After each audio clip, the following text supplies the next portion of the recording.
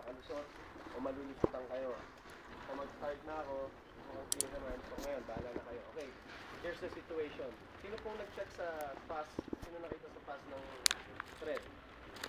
Wala po nagbasa? Okay, wala. Okay lang yun. Okay, here's the situation. First, I need to cut the group in half. So, ito magkakasama to. Pero isang grupo kayo ha. Doc, pili ka. Saan? Dito. Sino pa lone wolf? Wala na? May lone wolf pa? Pero sir, kasama ka sa Wolfpack. Wolfpack, di ba? Pasensya na ngayon. Bago yan eh. Alam ko dito, team black out. Okay, okay. Pero pa tayo tayo? Wala na.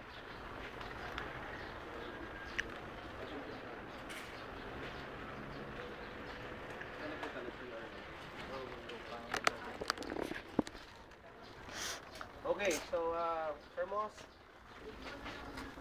So this is sir, dyan po kayong dalawa. This is S2. S2.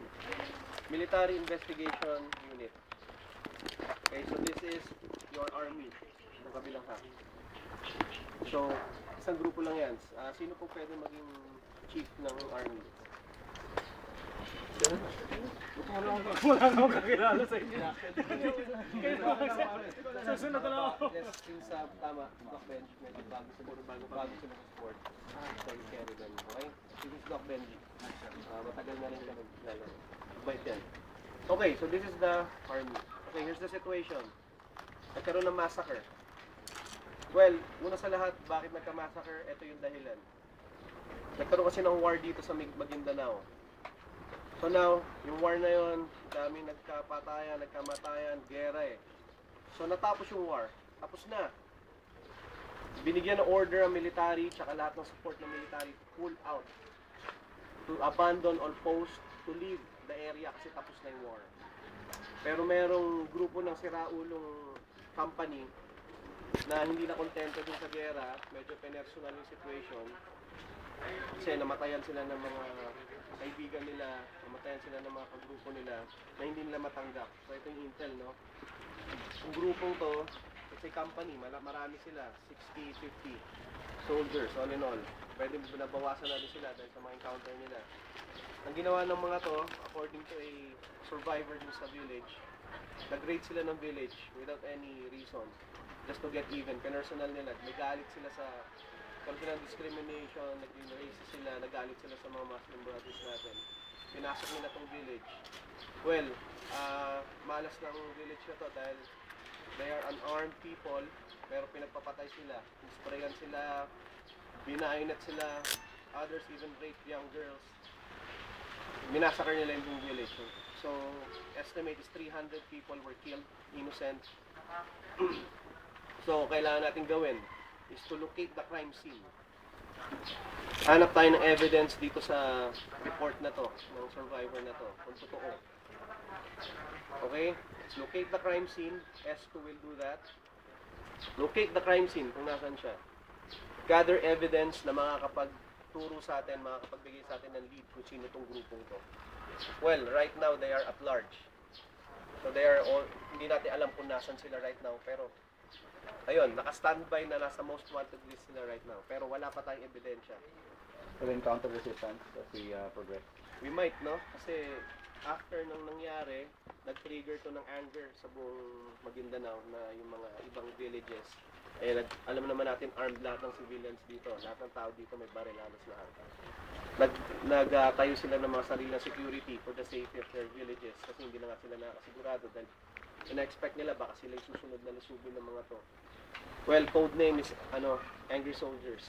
AS, Soldiers Wanted. Yun ang target natin pero hindi pa natin pwede puntahan dahil we are the government. We cannot just deploy a search and destroy, wala pa tayong evidence. We have to make sure kung sino itong mga taon to. Okay, so yeah, be careful, you might encounter resistance since yun nga, may mga villagers, may mga tribes na nag-put up ng sariling army para mabantayan yung mga tribo nila. So, they will be very yun nga, emotional. Baka pag nakakita sila ng military people baka hindi lang There makontrol. will be two groups, angry soldiers and We don't know kung sila, kung ilan yung villagers. So just be careful. but they're a threat as well. Yes, may threat. So always identify. If you cannot, well, you have no choice but to engage. Pero as much as possible, maximum tolerance. Identify nyo, baka mamaya hindi to your angry soldiers. Well, and we cannot pa rin kasi wala pa tayong ebidensya. We are the government Hindi tayo. Locate the crime scene muna. Ingat, baka may resistance. So guard lang. Engage kung kailangan. Wala magagawa. Okay, I have some pictures of satellite photos of the area kung saan to, para at least meron kayong idea kung ano yung nahanap natin na crime scene. Okay, yung army nyo is you will deploy the army after gathering the evidence, no? Pero you can bring them kung kinakailangan for backup. Depende sa tactic ang mapag-usapan. Okay, let's locate the crime scene, let's gather evidence. So, plano na. Okay, mamaya pa sana pero pwede na. So, medyo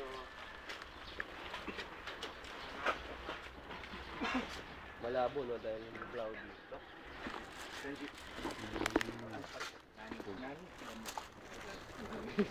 Warehouse, the warehouse to the right. Yeah, at the back. Okay, pwede yung tingnan ulit.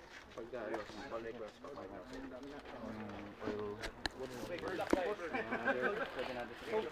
So now, this is your camp. Guard your camp. Pwedeng pumasok dito ng mga spies, mga harassment, mga intimidation. So, you set up your perimeter at all times. Good luck guys. Welcome kayo guys. So, pag may na-encounter tayo isa, ano? Thunder, lightning? Thunder, lightning!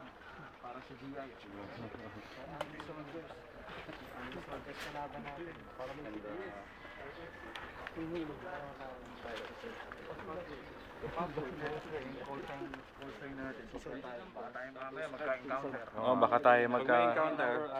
Sigaw Thunder. Oh, basta plus 24, 2. You guys say number if we don't know. Password is any number plus 2. If somebody shouts any number, you reply two. with Plus 2. plus 2. So, I suggest na deploy na tayo lahat. So, since pag nakuha natin yung nakuha na yung evidence, hindi na kailangan bumalik na iba rito para tawagin kayo. So, No, but they said they were gonna. We need to protect camp, so some has to stay and protect the camp. alright. So how many are you guys? Pwede natin extend 8. We don't have to put everyone here. We can extend. Basta clear yung building na wala tayong malusutan. Pwede natin extend. Okay. Lang tayo. 9 on this side plus 4, 8. So 17. 17. Drop. Leave 4. Drop 2. Leave 4. So we have to protect this. 2, 2. 2 here, then 2 there, and Yeah. then we just keep clearing. Yeah. Pero isang group lang mag-advance, isang group na sa middle. In case ipabalik na may ano. Don't go groups. Don't go